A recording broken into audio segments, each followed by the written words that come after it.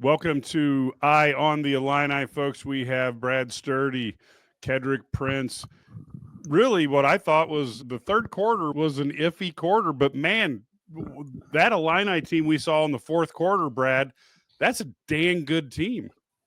Yeah, after the first drive of the third quarter, when Illinois let Michigan State march right down there and make it a one-possession game, it was a dominant performance defensively. I mean, you look at the fourth quarter, they had, I think, 3 consecutive 3-and-outs there after converting those 2 fourth downs on that drive. And I think that's where that's the progression they've made. I think also getting Scott back in the game after sitting out. They didn't have him in on that first possession, and then he comes in. He did make a difference. But this is we can complain about play calls. We can complain about this, that, or the other all the way. This is a 22-point win when you were a 2.5-point favorite, right? At some point, you got to say, all right, we're 7-3. That's good. And we just did what we were supposed to do on Saturday.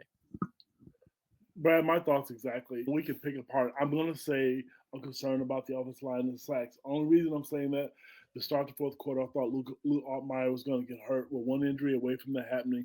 But at the end of the day, when you look at the big picture, it flat out it's 7-3. They got to win in November.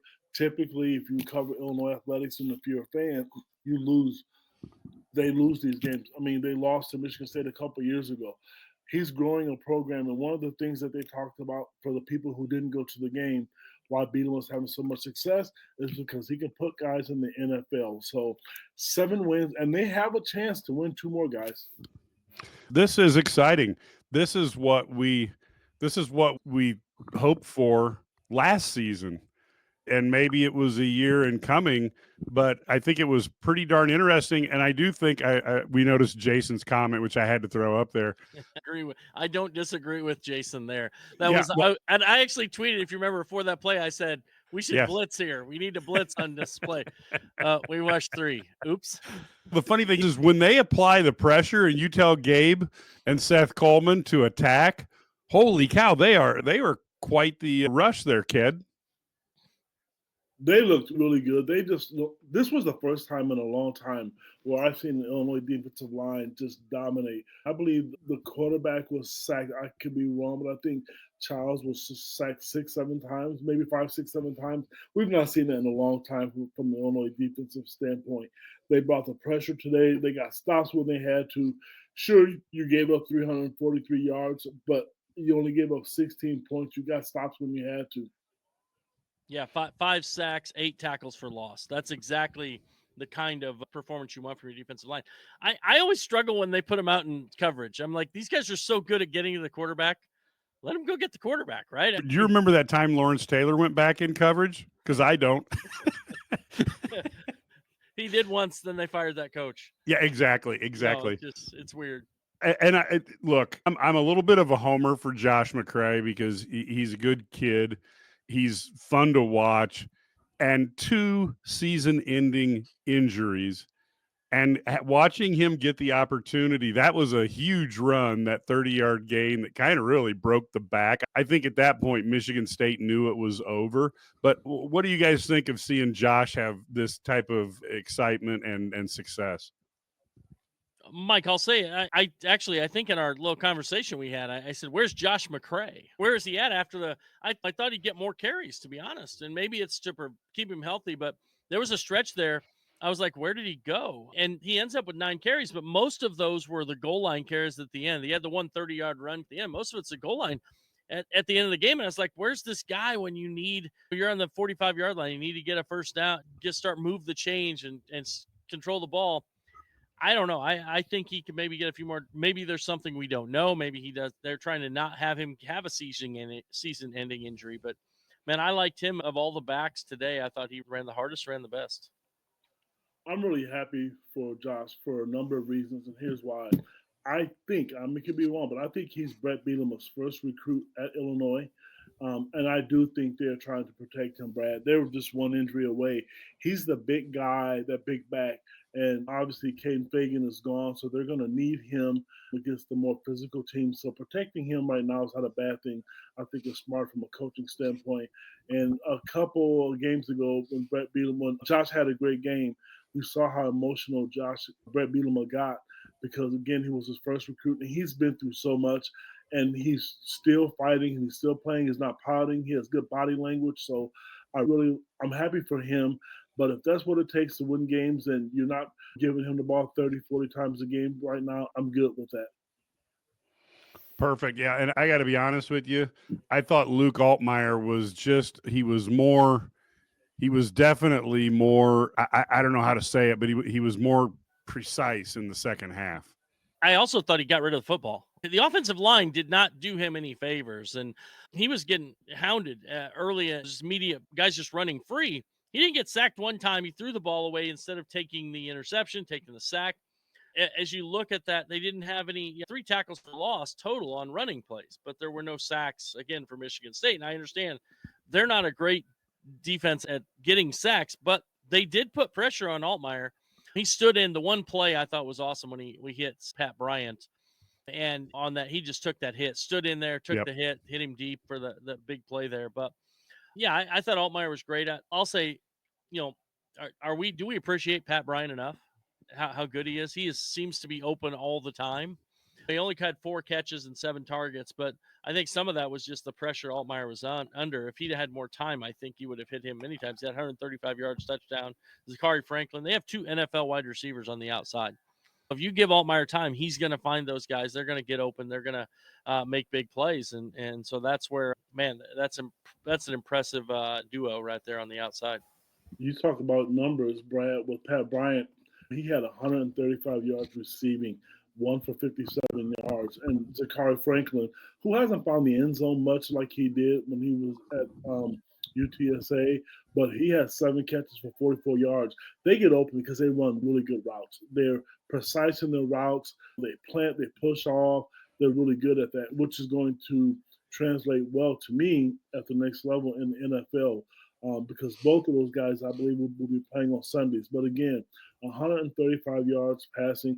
And Luke, not that this is a bad number, he was 19 of 32, and a lot of those he threw away just because he didn't take the sack. If there was one improvement, I'd like to see him make sure to get rid of the ball quicker. When you're sitting in the press box, you can see guys that are open, but sometimes he misses. He still has a tendency to stare his receivers down a little bit too much. But I'm not nitpicking. Those are the small things that I see that they could get better at.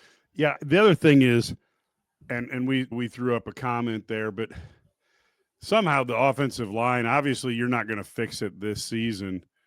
But Brad, are we just waiting one more year for some of Bielema's recruits to get big, fast, and mean enough? Or is this just one of those unsolved mysteries that we're going to have somebody going, believe it or not?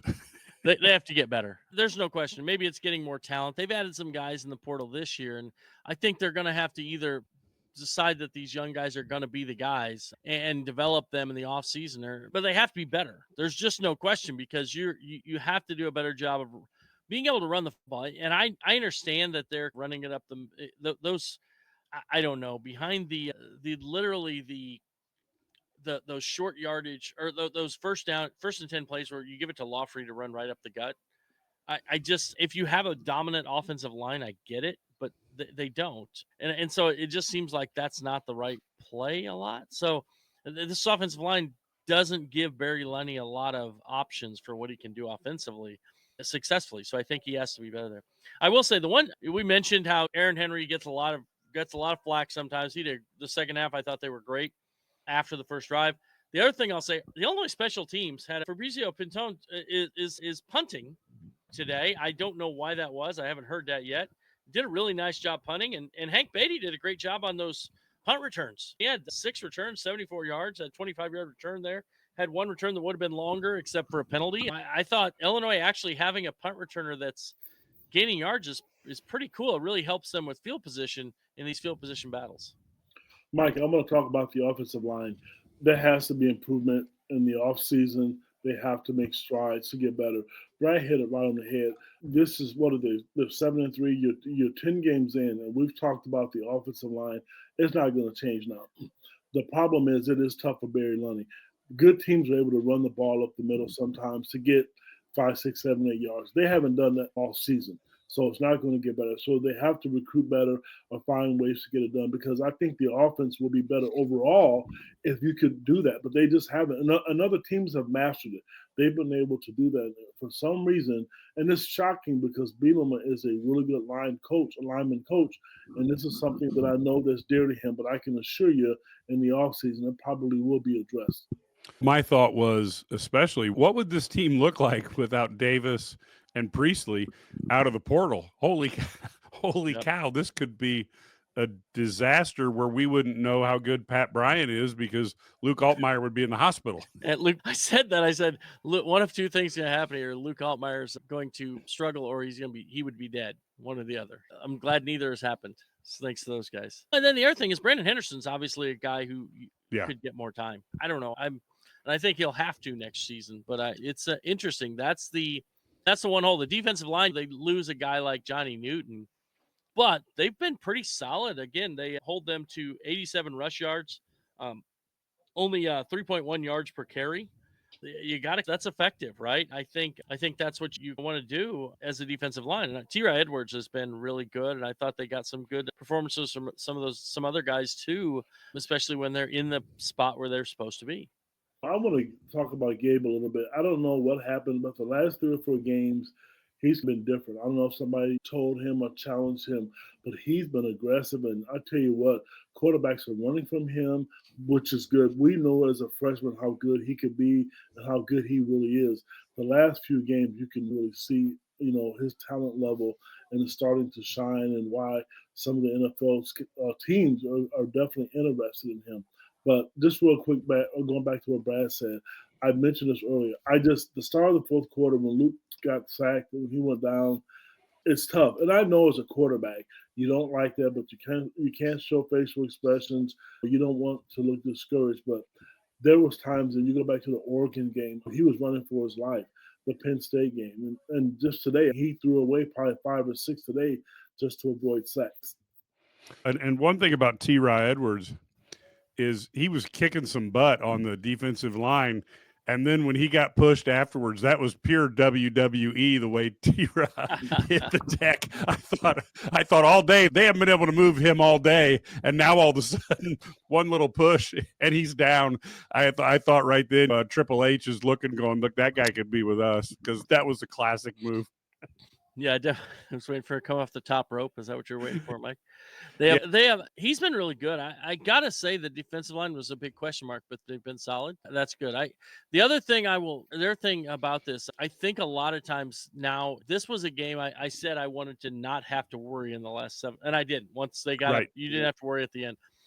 But now they have an opportunity. Let's be honest. They're going to be favored in these last 2 games. These are 2 games, even on the road, they're going to be favored. They have a great chance to win. And now you set your sights forward and you start looking at an 8 or 9 win season. If you can get a 9-3 season, and I know that they had a chance at 10-2, and you're going to look back at the Minnesota game and say it was bad, but a 9-3 season at Illinois is exactly what you're looking for. And I'm gonna go on. I am guilty of it as well. But I said if you go to a bowl game every year at Illinois and win 7-8 games, and we'll build you a statue. Well, I think we get hungry, though. The 8-win season, you look back at that and you say it probably should have been a 10-win season. And then this year you're looking at it and saying they should probably be 8-2, right? We got to keep ourselves from doing that and just consistently want to get this program up to a 7-8 win consistent team and then go to the next level. I think you got to walk before you run. And so that's where I'm at with this program. I've said it, and I'm not going to renege on it. Be in Iowa, Wisconsin. Give me 7 or 8 wins or 9 wins a season. 8 is great because you're going to be in a bowl game. That's what you want. You want a winning season so people don't look at you as a gimme game. You want to be able to be competitive. And right now, some of the fans out there who don't know a lot about Illinois football, when you mention that to them, they think, oh, Illinois football. But the people who are voting and the people who watch football regularly and know anything about Brett Bielema knows that this is a team now that's competitive. He's going to put a competitive team on the field. So to me, I don't want to see them lose the last 2 games. Realistically, I think they're going to split. I don't like saying that. I think they should win both games. But I see that happening to them. But even if they do split, 8 wins get you a really nice bowl game, and it's probably going to be against an SEC opponent, which is really good as well. So that's going to bring national exposure. And one guy I want to talk about real quick is Aaron Henry. He's had his ups and downs, guys, but he has made a lot of strides. He has gotten better. His defense has gotten better. He doesn't have the talent that was there when Ryan Walters was there, but he's really starting to show improvements to me. They gave up 16 points today. They went to Penn State. They played well, which is a great team. They didn't give up 40, 50 points like they have in the past. So we should start giving this guy some credit because he's learning on the job and doing a really good job. Hey, can I say something about that kid? You talked about a really good bowl game.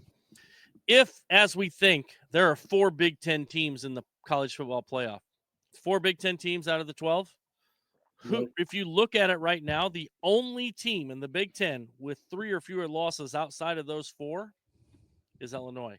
They could be the top choice to go to a New Year's Day bowl game down in Florida. Yep. That would be pretty cool, right? They're the only Big Ten team. I talked about this in my heat checks last week. They're the only Big Ten team outside of the top 4 that has a shot to win 9 games, which gives them a little bit of marquee value when you're going up against, because folks, the SEC could have as many as 7 10-2 teams. So you need somebody with some wins to go up against them, and the Big Ten is not doing that much. And even if you look at what Illinois has done this year, they do have 3 losses, but all 3 teams they've lost to will be going to bowls. It just happens that Oregon and Penn State will probably be going to the CFP. And then if you look at Minnesota, they did get their 6th win, so they'll at least be a bowl team. Yeah, I'm not sure I want that matchup with Georgia, though. That's exactly what I was thinking. I'm not sure I want to play. Although it'd be cool. There'd be a lot of people watching. I don't know if I want that. I may play all reserves just so they don't get hurt for next season. I don't know. Yeah, no. That's still a great honor to have that opportunity, have that on the table, and it would be there. Fedigator. I mean, if Fedigator, that's exactly what I was thinking, though. I have to say that's exactly what I was thinking. If Fedigator says it, then it must be true. So it looks like Citrus Bowl with Georgia. So we could get something like they should just go 8-4. We'll have the Illini guys Tums halftime show. Oh God! You got to believe. I think if they play them and if they upset them, you're all going to eat your words, fellas. Anything's possible. It's college athletics. Oh, maybe all the Georgia guys will sit out because they're going to the NFL. There's always that chance. Although I don't know that we want Beck to sit out. Yeah, needs to show up because I have no. Because he might hit Scott 3 times in stride. That would be exactly what the Illini football program need. Here's this team that nobody thought was going to be better than 6-6, beating the team that was supposed to win the national title on New Year's Day. Yeah, and then they'll lose their opener next year to Directional U. So no, I'm just teasing. They won't. But no, I hope.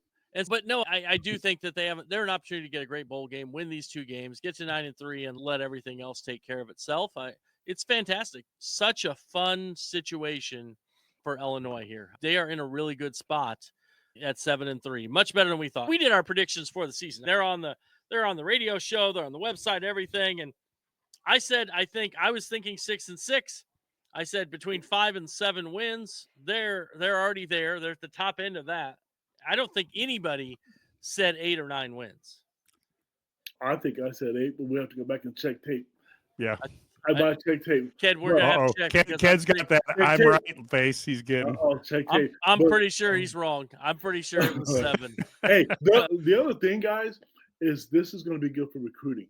They're starting to flip guys in terms of recruiting, which is going to be really nice as well, because in the past, other teams have been able to use that against them. So this is a program, a momentum builder. And I don't think, and I will say this, and this one's going to go on record, this isn't a one-year wonder. He was hired to build a program, and Illinois is building a program. He's not going out getting a bunch of fifth-year seniors and got transfer portals and then have to start all over again. He is building a program. So I think the fans should be happy. And you know what? You're not blowing everybody out every week. Today, they were lucky enough to put up, 31 points or 38 points. You know what? And that's been a long time since then. When we make our predictions, none of us ever put up 30 and 40 points because they don't do it. But at the end of the day, like Brad mentioned to start this show, 7 wins and the possibility of getting 9. This is the run my own business dream. This is the colleges paid for dream. This is the retire early dream. This is Busey, where your dreams and possibilities become moments through trusted guidance and expertise, through lifelong relationships. Because we're here to help you achieve the life you've always envisioned. You know, I want to bring something up because for folks who don't know what IlliniGuys.com is, of course, Brad and Ked have covered recruiting for decades, and they're more famous for basketball, but they also have tons of connections in the football area. I want to ask you guys a little bit about what Deion Sanders said this week. He talked about, why am I going to recruit a class of freshmen where only 4, maybe 5 guys see the field when I can go and get guys out of the transfer portal who are going to play? And what I think he is essentially doing is he's taking the roster from, there we are going to mirror here. He takes the roster from 85. He's collapsing it down to 45 players every year. Is there a way, when you think of what Deion has said, and then you couple that with what Signetti has done at Indiana, although in fairness, bringing everybody from your old team makes it a little easier. But is there an argument that maybe you don't get quite as many guys in year one as freshmen, and you bring in, you got to be good, but you target guys in the portal who you think are difference makers, particularly at a lower level, and you bring those guys in, and you still might have 4 or 5 studs that are going to play, but you beef up your roster a little more. Is that something, Brad, that's going to be more often done around the country? I think it's possible. At the other end of it, though, where's your depth? Football's an injury-prone sport. People are always hurt, dinged up. Coming out for play, you're going to put a freshman in there who's never played before and in a key spot because a guy's helmet got knocked off. You want a guy to go in there for that one play because they're going to pick on him. So I see his point. Now, I'm more of the approach where you take your guys, and some of them are going to leave, and you just replace people through the portal. There's going to be great options in the portal every year. You take 7, 8 guys in the portal every year, build your program that way. I think that's an easier way to do it, or a better way to do it long term. Because what do you do if you're relying on taking 20 guys in the portal? What do you do if there's not really 20 guys that you can get? I guess if you have crazy NIL, you're at Georgia and Alabama. I would say Illinois is never going to have Texas, that. Ohio State, Michigan, whatever. Michigan offering a guy $10 million to play quarterback. If you're one of those teams, maybe you can do that. I don't think Illinois can do that. I think they have to take a different approach and recruit high school players. And hopefully they can play by their second year, or you might get some guys who are freshmen who can come in and surprise. And I think Illinois has done that. Even underrated kids have come in and been competitive as freshmen. Not all of them. There's a lot of them who are really highly regarded that have taken a couple years before they've been able to get on the field, and then they're fine. But yeah, that's my approach. I think that's the way you have to do it. I think Deion's different. Deion doesn't want to go out and recruit high school kids, though, because he'd have to go to games and go to camps and go watch kids, and I don't think he wants to do that. I'm going to take a different approach. I know basketball and football is different. Brad Underwood is doing exactly what Deion's doing. And he's done that, and he's been successful at it. The one thing that Brad is right about, the injuries are a lot more prone to happen, but you can do that. And if it was me, I would go out. I'm a big fan of the portal, and I've said this from day one. The only reason Illinois is competitive right now is because of the transfer portal. Look at their star players or their quarterback and receivers. They're transfers.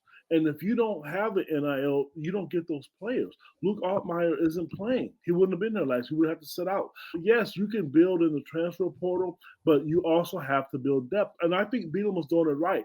But what stinks about Illinois is that I think they've lost out on some kids because of the amount of NIL dollars that they have.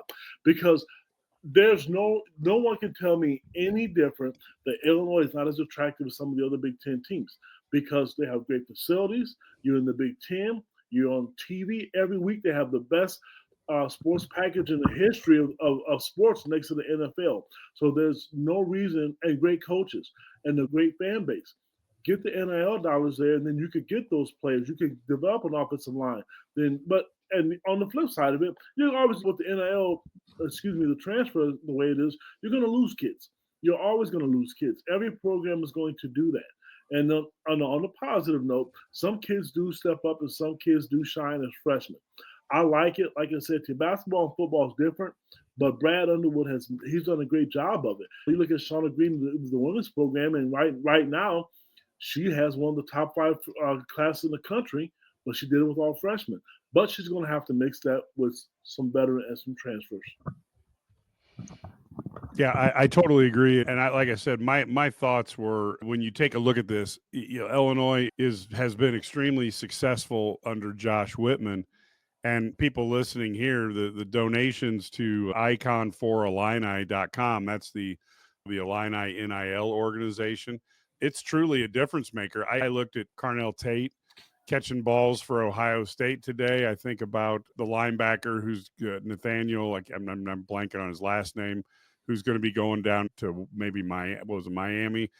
These guys are getting out of the state of Illinois, and certainly finding a way to get a fence and get some of those guys would also really help the Illini. But that's going to take NIL deals, because those big teams like Miami and big teams like Ohio State, those guys are going there because of the tradition and the coaching and all that, but they're also going there because they have real opportunities to make some dollars as well. Yeah. To your point, I don't think, obviously we said basketball is different, and also Illinois football is in a different place than Illinois basketball in the pecking order. But you look at who are the top 4 teams in the country, and you've got number 1, Oregon, transfer portal quarterback. Ohio State, transfer portal quarterback. Number 3, Texas, transfer portal quarterback. Indiana, go down the list. That's Penn State has Drew Aller, but I think that you see that. You go out and get the best guys. The best programs are going to get the best guys. That's just the way it works. So it's probably no different than recruiting was previously. I guess the best teams are going to get the best players, and there's a reason they have the most NIL. And Ohio State can back up a Brinks truck and give it to anybody they want, which is good. But on the other side, I will say this: from an Illinois standpoint only, I'm selling the NFL. Brett Bielema has played in the NFL, and he has a proven record. If you play in his system and you get better, the player development is really good. When I talk to recruits, that is big. And I see that so much more now than I have 100 years ago when I started doing this. They really care about player development. Some of these kids, they bet on themselves. They know if they get better and they get developed, they know they have a chance to play at the next level. So that matters. And Illinois sells that. And they do. They have a good strength and conditioning program. I'll use a kid right here from my own area. Cole Rusk is he's a tight end. I golfed with that kid in June, and I saw him on the field a couple weeks ago. He looks like a different man, and he's only been down there for a few months. Perfect. Folks, I tell you what, we are getting to the end here of this show. Next week, Illinois plays at Rutgers on Saturday, the 23rd. Another streaming service, folks. So those of you who are still trying to come down off the emotional high of watching the buffering screen for the Mike Tyson fight on Netflix, you get to watch Peacock, and I'm hoping that we will see nobody walking around in their jock in the locker room after the game on Peacock, because I've seen that in boxing. I didn't need to. Are we going to be more appreciative of Peacock now after watching that Netflix debacle? It's Peacock, you guys are 65 million households were trying to download that. Wow. Yeah, it's crazy. They couldn't keep up. Just couldn't keep up. Yeah, exactly. And wait till they get the WWE now, they'll never be able to keep up, because Michael downloaded 65 million times. Just by myself. Yep. Yeah. So we have that. Now, I will tell you, folks, this week, of course, you're going to see a ton of stories from the Illini guys. We're going to go live in the next probably 15 or 20 minutes, where I will have Matt when he gets out of the locker room. So be looking for that. I will try. Ked and Brad are going to go on to their normal lives. I'll try to put out a tweet, and hopefully those two guys can send it out to their folks who are following them. And of course, if you don't follow any one of us, doesn't take very long to grab our Twitter, our X addresses down below. Give each of us a follow so you don't miss anything. Monday night, we will release a podcast with Brian Fonseca, who covers Rutgers. So we will give you all you need to know If you listen to John Kirby this week, he basically everything he told us about Michigan State, it happened. The only thing is he was optimistic that they could actually win the game. So other than that, he was pretty accurate. So we'll have that. Of course, we'll have previews throughout the week. This is a huge week, folks, for Illinois to go 8, to get that 8-1 victory is huge. And I do think the other thing that we have to think about, and this will be final comments here. Brett Bielema, he improves to 25-22 during his Illinois career. Since Robert Zupke went undefeated in 2 of his first 3 seasons at Illinois from 1913 to 1915, Bielema's 25-22 start is the second best through 47 games, behind only Mike White, which, of course, the 3 of us on screen here got to experience that in our high school era, and it was spectacular. So Brett Bielema is really starting to accomplish some things, and Illinois went 6-1 at Memorial Stadium this year, the first time they have won 6 games at home in a single season since that 2001 team that got to go play LSU in the Sugar Bowl. So hopefully that's not going to be a little bit of foreshadowing there, but there's a lot of things that are good that are going on with the University of Illinois. That's why we talk about icon4illini.com, where your average Joe can go there. And if you happen to know a billionaire who would like to donate, please direct them to that place, because other people are going there as well. Mark Cuban helping keep that football program going at Indiana. So we don't want Illinois to not be supported. Brad, you got any comments that we can close this off with? No, I think they're in a good place. Got a great opportunity here to close out this season. They're a little bit had that bye week. It seemed to help them get a little fresher, and now you just go take care of business at Rutgers, a team that's been on a struggle bus offensively for sure of late. So, yeah, take care of business one game at a time, get to 8 next weekend, and we go from there. Ked, you got any final comments here as we wrap up this football instant take? Yes, 7 wins in November. That's the key. If you can win both games, that's great. We talked about the benefits of winning both games, but if you win one, lose one, it's still a great season. And going into the season, people really need to take a step back and think, how many wins did I really predict? Because we looked at the schedule. Michigan was a team that, let's be honest, we didn't think that they were going to win, and they did. Not the Michigan of old, but they won the game, and they beat the teams they were supposed to beat. Minnesota, yeah, that stings a little bit, but I'm impressed with them. I want to see them continue to build. That's what it's about. I don't want to see one-year wonders anymore. Perfect. That's a great way to wrap that up. And of course, one other thing, folks, we will be back. We will be doing the halftime show and a post-game show on Wednesday night when the Illini face Alabama at the neutral site of Birmingham, Alabama. So that game is going to be a big one as well. So a lot of coverage here at the Illini Guys. If you enjoy what you've seen, it's only $99 a year. You get all of our content, but the most important thing is you get the message boards. That means you can go back into the message boards and communicate with thousands of other Illini fans. But more importantly, you can ask Brad and Ked questions directly. This is not a passive experience being an Illini Guys subscriber. You can actually interact with Brad, Ked, Matt, Larry, myself, and you think, hey, what did you mean by what you said? And we can actually tell you, or you can disagree. People do that all the time, but it's a lot of fun. It's a give and take. We would love to have people jump on and be a part of that as well. So go to IlliniGuys.com, and all you have to do is register, and you get 6 days for free to kick the tires. On the 7th day, you pay the $99 for the year. It's a huge value, 27 cents a day. We'd love to have you as members, and this is the time to get on board, because you're going to have the transfer portal heating up for football. You're going to have the run for a bowl game, and the basketball team is going to be growing bigger and stronger. What they look like now is not what they're going to look like in March, and you want to be there. And then as soon as that season's over, you get the transfer portal again. There's going to be a lot of fun. So until we see you in a few minutes, be watching at Mike Cagley on Twitter.